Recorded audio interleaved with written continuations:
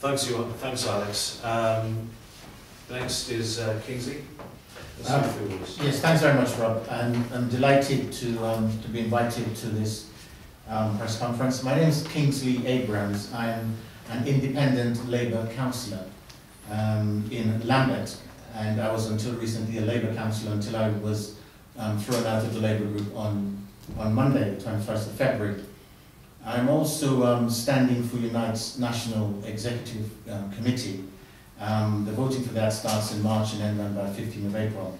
I'm hoping to get elected to my union's national executive. At the Labour group meeting on the 17th of January, we discussed the budget, which is 37 million cuts this year and 90 million cuts over 4 years. And of the 44 members in the room, I was the only one who voted against. With a show of hands, I voted against the cuts that the leader presented to the meeting. The cabinet meeting, I'm a backbencher, I spoke at the cabinet meeting on the 7th of February, and I spoke against the cuts there as well. And then on the 8th of February, the Labour group began disciplinary procedures against me to remove me from the Labour group. And I haven't even yet reached the full council meeting, which is this evening. And hence on the 21st of February, even though I wasn't able to attend because my union rep, Steve Hart, had another appointment, the Labour group went ahead with the meeting on Monday and withdraw the whip and have removed me indefinitely from the Labour group to be reviewed in 6 months' time. Tony Woodley, who used to be our joint General Secretary of Unite, said that if you don't fight, then you have no chance of winning. But if you do fight, you have some chance of winning. And it's important that we bear that in mind. Because if we just stand and sit down and roll over, I think there's going to be a big problem here. So we have to fight back.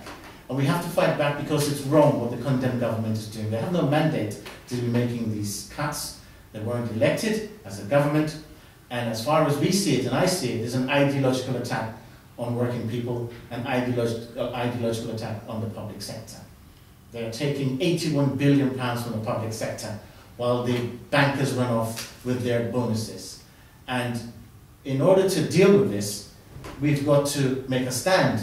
In Lambeth, as I said, they're looking to make 37 million cuts this year and 90 million cuts over 4 years.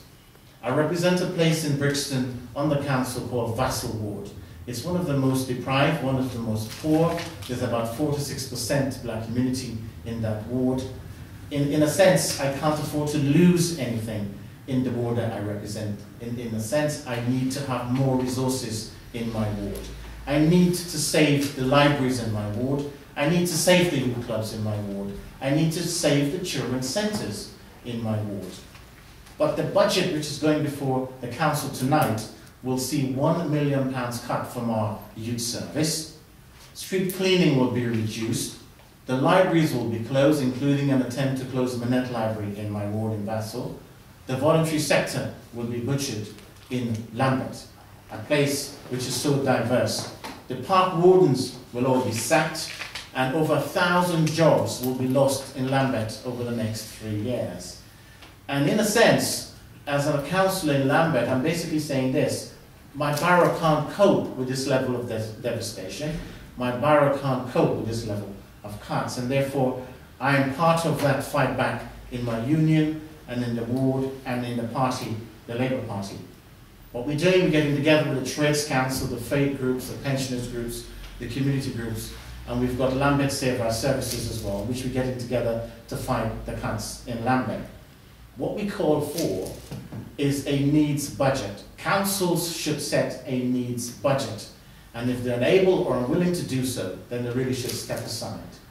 Tonight, there will be a full council meeting in Lambeth where we will be discussing the budget.